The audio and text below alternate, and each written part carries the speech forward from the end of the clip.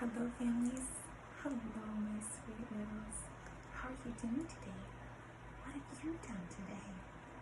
Did you go out in your garden and pick some fruit or vegetables? Have you laid in the grass and played with a brother or sister? Have you visited with some friends? Whatever you've done today or the days before, I hope they were happy memories and that you're remembering them as you go to bed at night, and when you wake up in the morning, it excites you for a brand new day.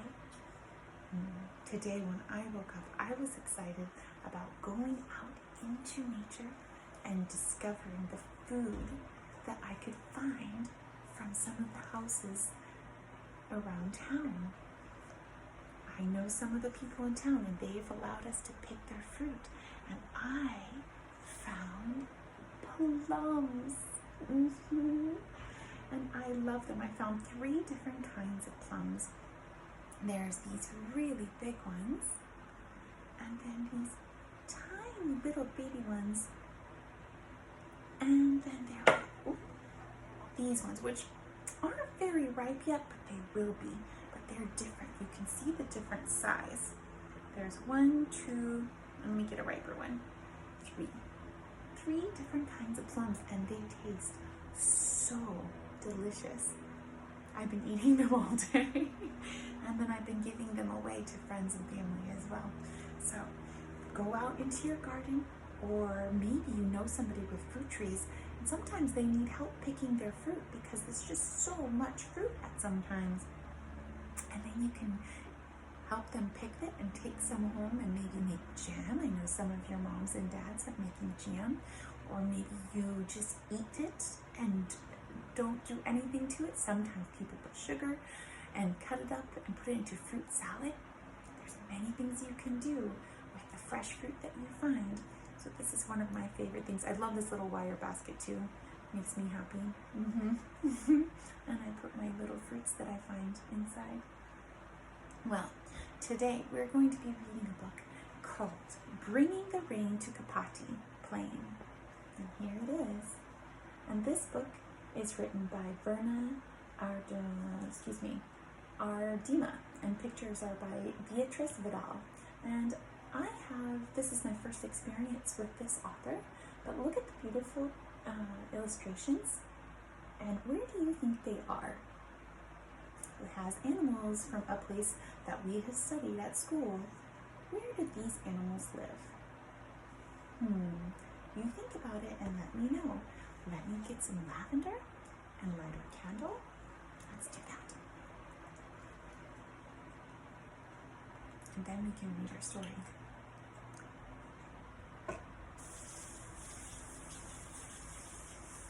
I can already smell the lavender. It's making my body feel calm. Inhale and I exhale. I let it all go. So this is for you to do as well. Everybody take a nice deep breath. Inhale and exhale. Excellent. Let's light our candle.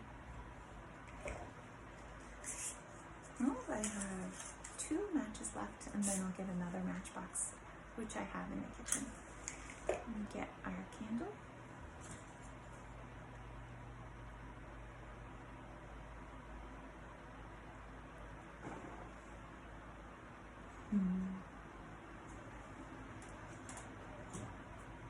I love the light from the candle. It's so calming and peaceful. Okay, let's start our book. Can you see the candle? Good. Bringing the Rain to Kapiti. Maybe it's Kapiti. Kapiti. Kapiti?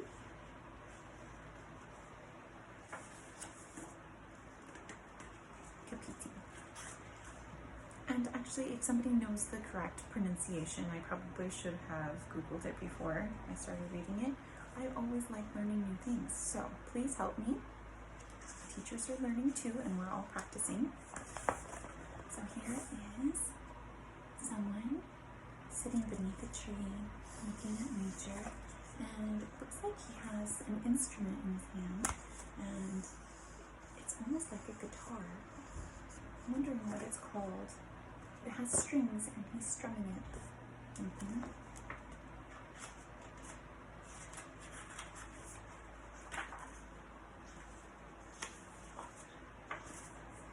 This is the great Kapiti plain, all fresh and green from the African rains, a sea of grass for the ground birds to nest in, and patches of shade for the wild creatures to rest in, with acacia trees for giraffes to browse on, and grass for the herdsmen to pasture their cows on. And you can see all the beautiful creatures on the plain.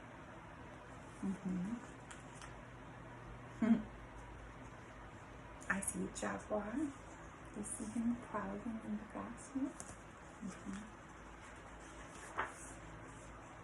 But one year the rains were so very belated, or maybe that was a cheetah. That could have been a cheetah. But one year the rains were so very belated that all of the big wild creatures migrated. Then Kapiti helped to end the terrible drought. And this story tells how it all came about. So here's the creatures, and when they say that it's belated, when someone says a belated birthday, it means that it's after the fact. The rains were not coming, and so the animals were trying to find water to drink, and so this is when they're going to tell the story of the Kapiti who helped to end the terrible drought. This is the cloud, all heavy with rain, that shadowed the ground on the Kapiti plain. There's the big cloud.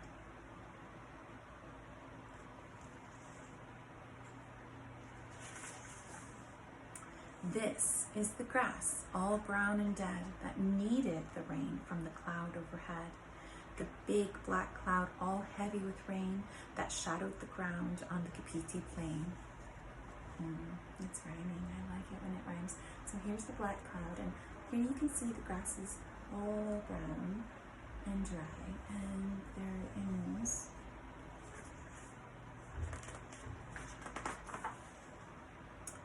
These are the cows, all hungry and dry, who mooed for the rain to fall from the sky, to green up the grass, all brown and dead, that needed the rain from the cloud overhead, the big black cloud, all heavy with rain, that shadowed the ground on the Kapiti plain. Oh, they're trying to get the cloud. They're saying, please, please rain for us.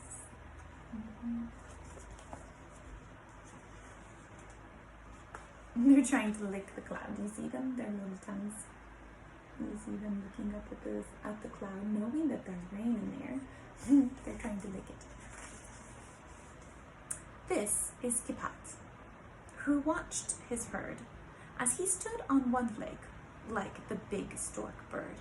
Kapiti, whose cows were so hungry and dry, they mooed for the rain to fall from the sky, to green up the grass all brown and dead, that needed the rain from the cloud overhead, the big black cloud, all heavy with rain, that shadowed the ground on the Kapiti plain. Do you know how to do this pose? In our class, we have practiced yoga, and I'm sure you have at home as well. He is standing like the big stork bird, he's saying. And we also call it tree pose.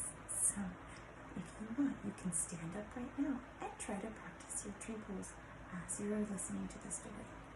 Or the stork bird pose. This is the eagle who dropped a feather that helped to change the weather. It fell near Kapiti, who watched his herd as he stood on one leg like the big stork bird.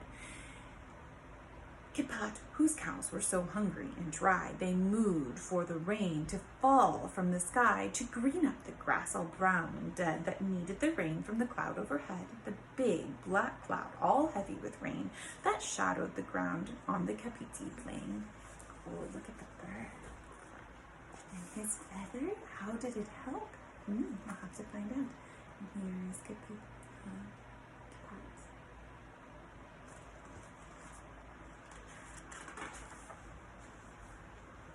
This is the arrow Kapiti put together with a slender stick and an eagle feather from the eagle who happened to drop a feather that helped to change the weather. It fell near Kapiti, who watched his herd as he stood on one leg like the big stork bird. Kapiti, whose cows were so hungry and dry, they mooed for the rain to fall from the sky to green up the grass all brown and dead. They needed that rain from the cloud overhead, the big black cloud all heavy with rain that shadowed the ground on Kapiti Plain. So here's the arrow he made, and there's the bird flying away, and there he is creating an arrow. That's pretty ingenious of him. The cows are still trying to lick the sky with their tongues.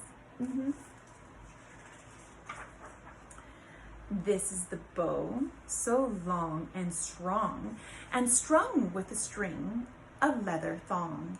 A bow from the arrow Kapiti put together with a slender stick on it and an eagle feather from the eagle who happened to drop a feather that helped to change the weather. It fell near Kapiti, who watched his herd as he stood on one leg like the big stork bird.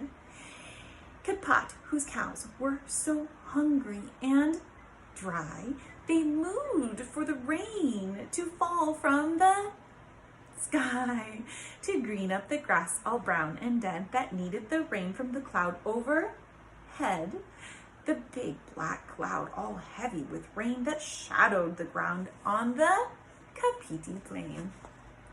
So here's the bow. How beautiful the designs are on there. And here he is putting the arrow in.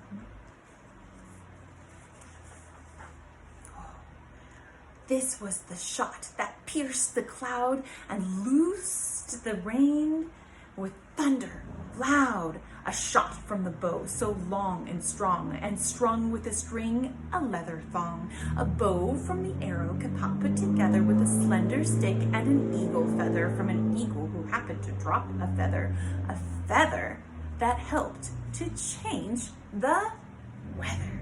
Wow. So he shot up his arrow into the cloud and out came light and it fell near Kapiti, who watched his herd as he stood on one leg like a big stork bird.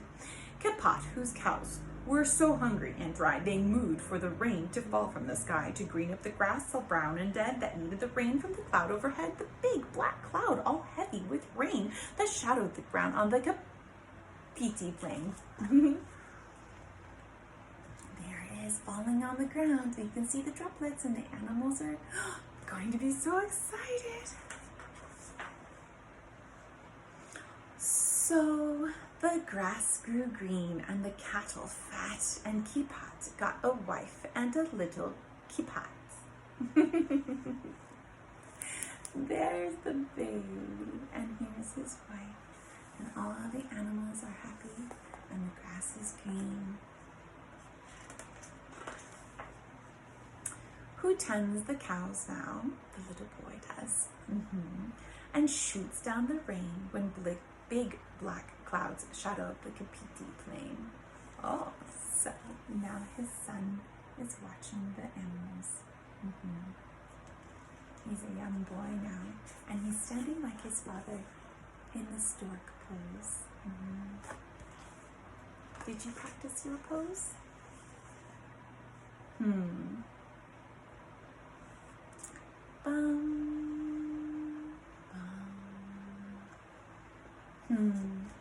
I really enjoyed this book. I love when things are rhyming, and I really liked the imagination of shooting an arrow into a cloud and making it rain. How fascinating is that? Well, I hope that you go out and create new things for yourself. Maybe you see a feather and you turn it into something that you use. Maybe you find a shell and you turn it into something you use. Anything that you have that you find in nature, use your imagination and come up with new things that you can use it. And remember, always read. Always read your books. I love you, and I'll see you soon.